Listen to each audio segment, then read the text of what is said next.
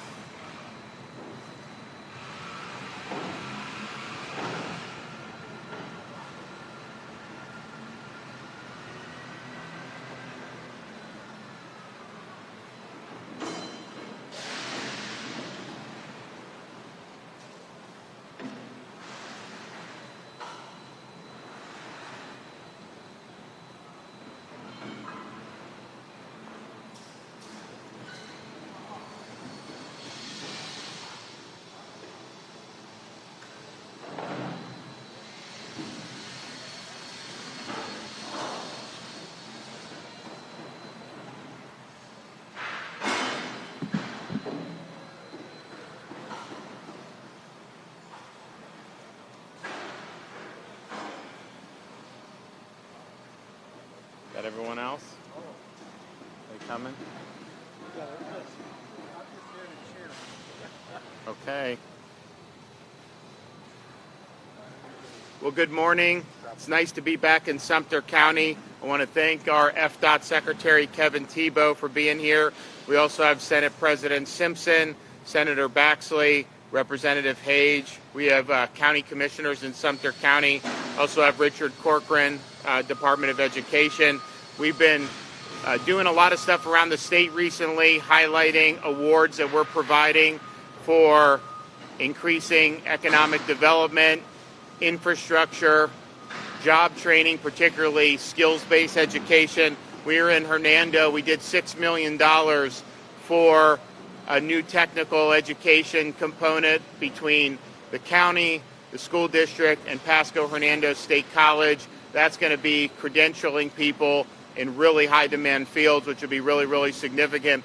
We've also done key infrastructure in places like St. Pete Beach and others where putting some money towards these projects will really help develop the economy and help with economic growth. And so here today in Sumter County, we're awarding another award from our Job Growth Grant Fund. This is going to be $6 million to Sumter County to expand the road that serves the 300-acre Governor Rick Scott Industrial Park from a 2-lane road to a 4-lane road. And this project will also stage access to the larger industrial future land use Monarch Ranch industrial area to the north and connect with the proposed 431-acre Representative O'Toole Industrial Park. And so what this is doing is it's alleviating bottlenecks that have been developed. We've got a lot of stuff going on in this part of the state. That's a good thing. But we want to make sure that these processes and the logistics is smooth. And so this is going to be really, really significant. The project is expected to create about 5,000 direct jobs and almost 2,000 indirect jobs. So that's high demand jobs, manufacturing, construction. As you see here, they're producing materials, and this ends up being the homes that they build at the villages, and obviously they have customers all over. So we think that this project will help add $336 million in income for county residents. This will be something that we see as being successful because you already have successful endeavors. There's already been $100 million invested into this industrial park. And then we're here at DZ Precast, and that is a big-time investment. Some of the stuff that's going on here is really, really exciting. They manufacture precast wall panels, and they will say that their business is booming here. They're doing, I think they did another 3,000 homes. I think you guys are doing 3,000 homes every single year. That's really, really significant. So we want to make sure that we continue to keep that momentum going. And these strategic investments, this is part of the reason we have this fund, because we want to see where can we do the most that's going to have the biggest impact. And so a lot of the people have applied for these awards. Sumter County did, of course, and we look to see what is going to be the best ROI, and I think this is going to be very, very positive. So we're excited about it, and I'm happy actually we can present this to the board, a check for $6 million. If you guys want to get over here, we'll do a good photo. Here we go.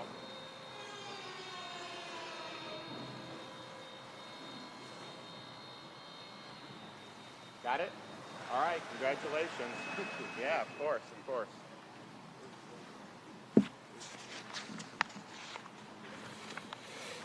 All right, so let me bring up Secretary Thibeault to make some remarks. Again, thank you, Governor, and thanks for being here, everyone. You heard today, it's all about partnerships. And here you are, the state of Florida, working in partnership with the county and an opportunity to expand the county road, but we're also working with them on other partnerships. Soon we're getting close to announce some partnerships that we've been working with them on US 301 and improving that facility to help the mobility and the safety in the region. So again, it's great to be here to leverage those partnerships and look forward to continuing the growth and economic development we have here in Sumter County. Glad to be here. Vice Chairman. Thank you to Governor DeSantis. What a privilege to stand here today in one of the most fantastic places to manufacture in the world. Brought in here from Germany along with the village's Daily Sun building. It's first class, and the governor and his staff has seen fit, along with our staff, with Frank Calascione, to bring together all of the partners that can make this work. So thank you, Governor, on behalf of Sumter County. Yep. Walton. Sure. I just want to thank the governor and the DOT secretary for making this happen. It's a long time coming when you see these blue-collar jobs coming back to Sumter County and all over the state. The governor's doing a tremendous job as we fought through COVID to remain open and to bring these types of jobs back with the education facilities. Sumter County is doing a great job. I'd be remiss if I didn't say that Senator Baxley is doing a great job. I represented Sumter County my first 4 years in the Senate, and then Senator Baxley's been here since, and I'm doing a great job. And thank you, Governor, for keeping Florida open and the work that's going on between the county, the governor's office, and DOT is very much appreciated. Thank you. You going to talk about the company and come up and say some stuff? Just introduce yourself and then. I'm Rick Rhodes, the CEO for DZ Precast Concrete, 5-star and block, and we're very excited here. As the one gentleman brought up, this is some of the top technology we have here in the Western Hemisphere.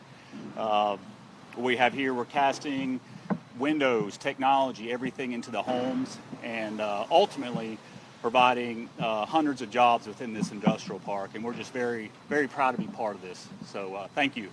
What's the road? How will you guys use this road? We will use this road to service the villages and other commercial areas within the villages, and not only with the precast, but also our block trucks. Our ready mix facility across from us is one of the largest here in the U.S., definitely in the state of Florida, about 600 cubic yards per hour. So I'm pretty excited about it. Thank you, Governor. All right, so we're excited about what's going on here in Sumter County. Obviously, it's a good place to be. I think there's a lot of people that want to come down here. I think you guys could probably have more homes if you had more. I mean, it's hard to keep up with the demand because so many folks want to come down here. But I think that this will help with the infrastructure, and I think it'll help facilitate a lot of what's going on here in terms of some of these really key industries that I think we have potential to do even more here. So thanks for everybody, and we're happy to be able to do $6 million here today for Sumter County. With that, I can take a couple questions. Governor, you were talking about the grant funding, and by 2030 you want to be at the top of the list when it comes to career skills training and whatnot. For many who still see Florida as just filled with tourism and hospitality type jobs, can you talk about the strides with trying to do more high-skilled, high-paying kind of jobs? it's a great question. So Florida is known as a tourism state. We have a great service industry. First of all, we're proud of that. I mean, the folks that make up our service industry, the folks that work in hotel, lodging, restaurant, theme parks, these are really, really good folks. They help make Florida what it is. We want to continue to be the leader in that. If you look at August of 2021 compared to pre-COVID August of 2019, Florida revenues from hotel were up, I think, 11 or 12%. Nationwide, it was down 5% compared to 2019. And so we've really been the leader in that. People want to come here, and that's something that we're always going to be proud of and we're always going to foster. That said, I think clearly if you people are familiar with what's been going on, the idea that that's the only thing in our economy is way outmoded. You see more and more of this type of manufacturing being developed in the state of Florida. Part of it is because we have a very good economic climate. We don't have a state income tax, and we won't as long as I'm here. We have very reasonable regulations, and we want people to be able to succeed. And so people have seen that, and then they see how they've been treated in some of these other states. During COVID, some of these people weren't even allowed to operate plants in other states. And we made sure our construction, all that stuff continued apace. We wanted people to be able to put food on the table, and we understood how important that was. But at the same time, it's not just having a good economic climate. That's fine. But I think folks, particularly when you're looking at some of these industries, they want to make sure that they have the workforce that's necessary. I mean, these are really important jobs. They require certain skills. And you talk about the things that we're really facilitating and promoting in Florida. I mean, we do everything from aircraft maintenance to commercial vehicle operation, diesel mechanics, HVAC, welding. Those are things where you have that credential and you're working hard, you are going to do well right now. And so I think we've recognized that. And so as folks want to decide, hey, do we expand in Florida or do we maybe go somewhere else? They know workforce is a top priority for us. I have people just call. It used to be we'd have to go recruit. Now they actually call us, some of these companies, wanting to know what they can do. And so in this part of the state in particular, you look at Sumter, you look at Polk, there's so many opportunities where folks want to move operations here.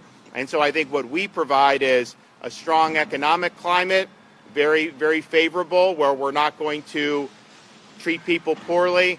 And of course, throughout COVID, making sure people, jobs and businesses were protected, but then also a real strong commitment to this. And so I think the more we show a commitment to workforce, you'll actually see more jobs available because people are going to go where the workforce is. We're also proud. None of this stuff is mutually exclusive. We now have the number 5 rated public university in the United States, University of Florida.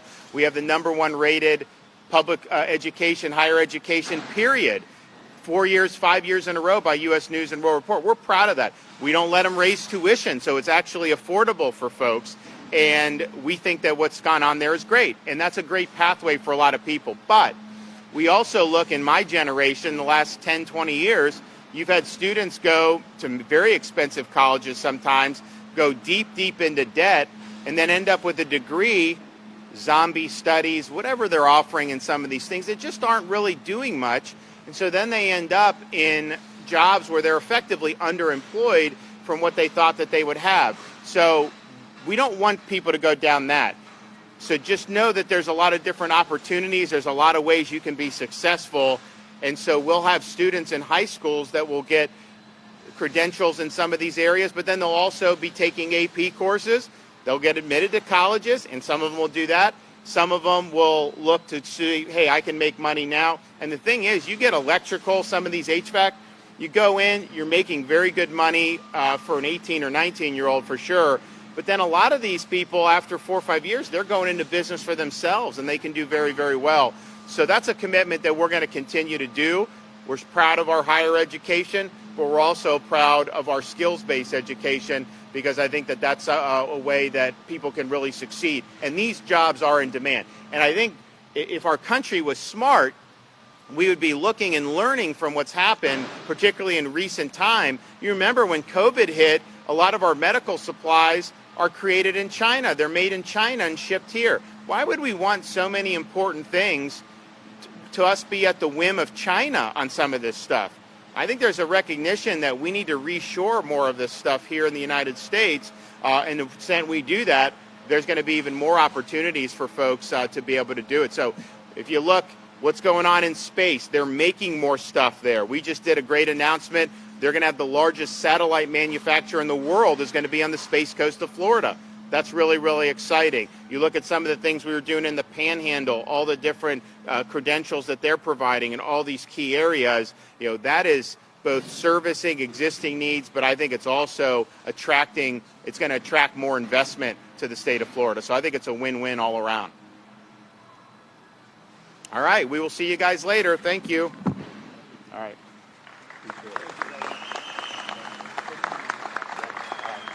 Thanks.